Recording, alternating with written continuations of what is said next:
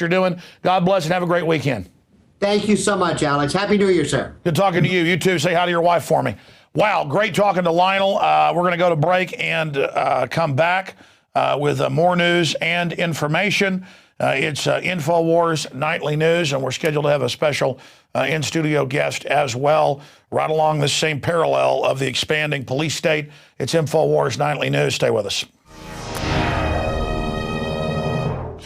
If you believe in this information and want to support its viral spread, go to the INFOWARS store at INFOWARS.com. We've got the new G.I. Joe INFOWARS t-shirts. We've got the incredible Pro Pure gravity-fed filters available at INFOWARS.com in the store. We've got a new DVD, Scientists Under Attack, the Don't Tread on Me flag. We've got all sorts of different bumper stickers to help spread the rebellion virally. It's all there, wristbands, citizen rule books in every order. Order online at INFOWARS.com today. The water filters, the canteens, it's all there. INFOWARS.com.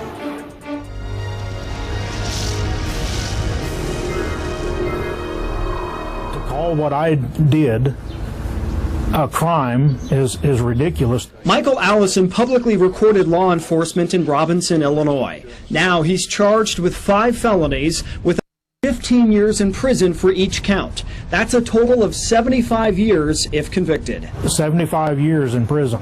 And it's just so unbelievable. Allison could spend the rest of his life behind bars. The 42-year-old is out on bail preparing to stand trial. The crime he's accused of? Eavesdropping. You remember Mr. Allison. We had him here on the broadcast. He was facing life in prison for filming police in public.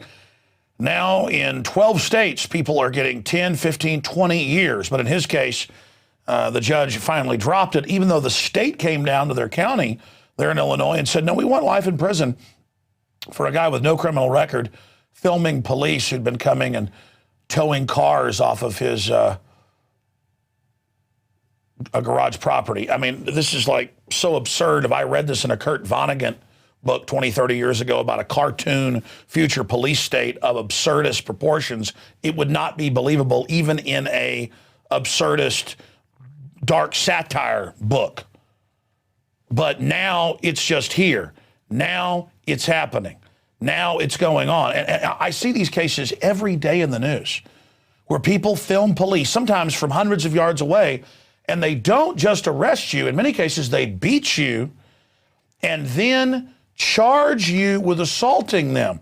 And sometimes they, claim that the person physically attacked them, but then others have shot video in a clandestine position and the police get caught lying. Kind of like last year when the cop shot the guy who was in handcuffs in the back in San Francisco and then lied about it and confiscated all the cameras. But somebody on a train that was stopped shot what really happened. So there's certainly a culture in policing in this country now that they're the good guys and they'll lie about you and say that you assaulted them just to teach you a lesson. 2 to 10 years in prison just because you dared videotape them. Now, in this latest case that happened a few days ago in Austin, it's gotten local attention. Now it's getting national attention because this gentleman has never been arrested, has no criminal record, is a national and state liaison for West Point. He's an Iraq war veteran. He's involved with disadvantaged children, and they've got a big problem. He was at a gas station, and ABC News Locally has also covered this and was videotaping. We're going to show some of that coming up in a few minutes. And was taking photos of them manhandling some women. They were pulling out of a car, a passenger. And so they came up and got in his face, and the police didn't know it was being videotaped from across the street. They said that he had assaulted him, but now that the videos come out, they say, well, we mean he spit on us. And the police officer told him in the paddy wagon, I'm going to teach you a lesson. You're going to learn who the boss is. So we're going to talk about that with Antonio F. Buehler. He has an amazing bio. He's also a teacher here in Austin, Texas as well. He came from Eastern Pennsylvania coal mining town, and he was the only member of his family to ever graduate from high school. From there, he moved on and attended the United States Military Academy at West Point. He's got multiple degrees. He received his BS in Systems Engineering from the United States Military Academy at West Point, an MBA from the Stanford Graduate School of Business. And he joins us here in studio to break this down. He's also a big Ron Paul activist. That's why most of my crew has actually met him and already knows. He's organized for years the Ron Paul runs here in town. He's an all-around evil guy that taxpayers need to pay for 10 years in prison for daring to talk to police and take photographs. Antonio, good to have you here in studio with us, my friend. Likewise, pleasure. Well, you're a very evil person here. I mean, I've got all your bio as a West Point Department of Defense liaison, for recruitment and all sorts of other things. And now you're in a bunch of trouble. So tell us exactly what happened on record, because His Lordship Art Acevedo, the Austin Police Chief, who sat in that chair, says that his officers did a wonderful job. Right. So it was New Year's Eve. We just came back from a house party. I was a designated driver. I had one drink. It was a beer at 8:30 p.m., and this is around 1 o'clock, so I was completely sober. And we were running low on gas, so we decided to stop and fill up before I dropped my buddy off at home. We pull in, and in between us and the street is a black sedan that's pulled over with a female outside of it getting a field sobriety test. We observed the fact that she was in high heels and she was freezing and doing this field sobriety test. We just thought it was kind of awkward, but nothing to really, get too focused about. But they were there, so we just kept watching. I'm filling up the gas tank. When we get finished, we noticed that a cop, the bulkier, dark-haired cop named Snyder, is walking over to the passenger side, opens up the door, and the next thing you know, we just hear a very loud scream. I turn around and look, and she's flying out the door. The officer yanked her out the car, right to her knees on the concrete, twisting her arms behind her back. The other officer, the light-haired guy, his name is Aborski, he runs over, joins in.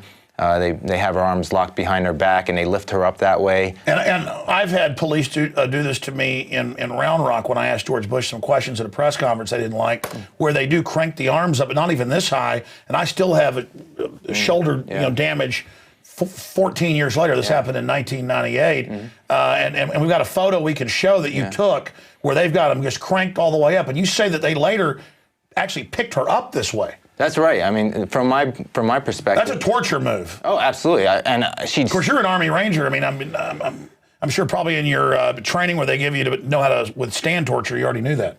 Well, I'm Ranger qualified, but no one's ever picked me up that way. I don't think I would have enjoyed it. And there's the photo, but you're saying they continue to pick her all the way up. Right. They picked her up according to they pulled her up that way, and she screamed. She was screaming and crying. She was in so much pain.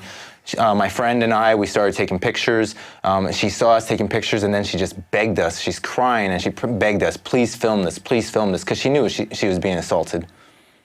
And then, so they walk her towards the squad car, and then Aborski, the light-haired guy, he just turns around, comes back towards me, and he's marching towards me, and he's asking something along the lines of, who do you think you are? Why are you taking pictures? He gets in my face. You thought you were a citizen. Well, I thought I had First Amendment rights. Yeah. So he gets in my face, starts yelling and screaming. I'm yelling and screaming back at him. It's my right. It's my duty. Public official, public and we have place. some footage of that as well. You're at the 7-Eleven. You're standing back. You're getting these photos. The lady's begging you, woman in distress. They're putting her through these different pain compliance moves. Please continue. So then eventually he just pushes me in the chest area, throws me back. I immediately put my arms up like this to protect myself so that they didn't think that I was doing anything. Then I scream, why are you touching me? You have no right to touch me. Get your hands off me. Get out of my face. And he's yelling at me. Now, that is official oppression. We have the video where your arms are clearly up. You're leaning back so they can't even. Now, I saw reports a few months ago where they beat people in fetal positions. They say that is resisting an assault. Apparently. So now a newborn baby, they might as well Billy Club it to death. Right. Because it's with Al-Qaeda. Please continue. Yeah, I never did anything aggressive. I just put my hands up, and he's leaning in on me, and I'm leaning further and further back over the bed of the truck. And at some point, he just claims, you just spit on me. And I said, no, I didn't. And then he starts trying to grab my arm. And I was putting my hands up, and I was trying to stay stiff because I saw what they did to that female. And I didn't want to get broken arm, a dislocated shoulder. You didn't want to roll over every night with excruciating pain in your shoulder like I do 14 years later just because they wanted to show me they were boss. Right, exactly. I mean, that female was manhandled. So they eventually take me to the ground. The other officer, I don't know if it was Snyder or someone else that came in on the tail end of it. I think it was Snyder, puts me in an arm lock literally slamming on the back of my elbow as if they're trying to dislocate my elbow. They wanted to show you. Oh yeah, they wanted to really hurt me. And I asked them point blank, I said, are you trying to break my arm? And then another guy comes running up to the side, and I just thought he was gonna kick me in the face. So I just screamed at him, are you gonna kick me in the face? And then someone says, I'll tase him. And then I immediately put my hands behind my back because, you know, I know bad things have happened when people have been tased. And well, yeah, once they can say you're resisting, once the tasing begins, then the blood feast, the piranha attack begins like sharks in a frenzy. They could taser for quite a while as they're enjoying the masochistic pain. Yeah, and after that, they pulled everything out of my pocket. I said, can you at least give my keys to my friend so he's not stuck here? They said, no, too bad. And then they put me in a squad car and eventually drove me to the Batmobile, where they decided to administer a blood alcohol test on me. They said that I was a DUI. And I asked them, I said, are you just making up claims now? And they said, well, you were drinking and driving. And then I laughed and I said, you know what? I'll take the test because I want to see how ridiculous the score is. They made me blow twice and then told me to sit down, and I just kept asking, what's the score? What's the score? Because I wanted to know the score. I wanted to know if it was 0.00. Then he goes, oh, you broke it. You blew too hard. You broke the breathalyzer. And then at that point, I believe Orlowski, or Borsky, or whatever his name is, he comes back into the vehicle, and the guy looks over at him because he knows something's wrong and goes, is this guy a DUI? And he goes, oh, no, he's not a DUI. And so the guy turns to me and goes, well, what are you in here for? I said, because your fellow officers decided that they were going to assault a female, and I decided to take pictures and question their tactics. At that point, I get taken out to the paddy wagon, and I have a little conversation with the Borsky, and I really hope that there's some audio for this. That would be fabulous. But the essence of the conversation was, you don't F with cops. You don't get in our effing way. You don't question us, and we're going to teach you a lesson. And Obama launched wars without Congress and the Constitution. He's now assigning judges, pure power grab. They're talking about impeachment because you don't get in his effing way. Hitler said, don't get in my effing way. Stalin said, don't get in my effing way. Caesar said, don't get in my effing way. And the banks have said, don't get in my effing way. They just take people's houses that are paid for now. Why have a rule of law? I mean, who are these cops that want to live in a country where their own families aren't safe? I know a lot of police aren't bad people, but they are recruiting thugs now. And they're trying to recruit people. I know you were in Iraq, but the ones that like and enjoy the same type of activities we saw there, and it's really creepy. This has become a news issue now. How did it become a news issue? And I mean, obviously you're facing 2 to 10 years in prison. I guess you're going to take this all the way to a jury trial. Absolutely, yeah. I felt pretty vulnerable. I'm sitting in jail. I think that my life is going to take a drastic detour. I know that I didn't do anything wrong. It started out with I was interfering, then it turned into a DUI, then it turned into felony harassment, and I knew that they were just making up claims. And I just knew a felony was bad. I didn't know what the actual legal code was. I didn't know that it was 2 to 10 years. But I knew that I was in a bad situation, and it was my word against a bunch of cops. So I knew as soon as I got out, I had to take the offensive, go to the media. There were at least 2 witnesses at the scene that my friend had noticed. One was across the street who ended up taking the video. We didn't know that at the time. After the ordeal was over, he started yelling at the cops. What did they do? Nothing. They did nothing illegal. They were doing nothing wrong. And the cops yelled back to him, you need to keep walking or else you're going to be the 4th arrest tonight. And he said, why? I'm not doing anything illegal. And they said, because it's 2 a.m. on New Year's Eve.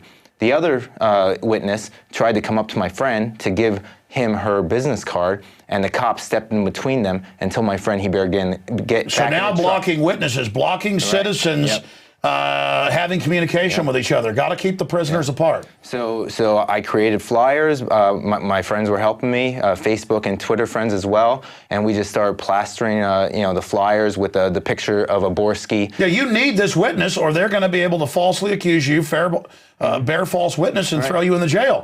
Which is incredible official oppression. I mean, it's the way so many police now beat people up and then charge them with assaulting them, like we're not humans, like having our lives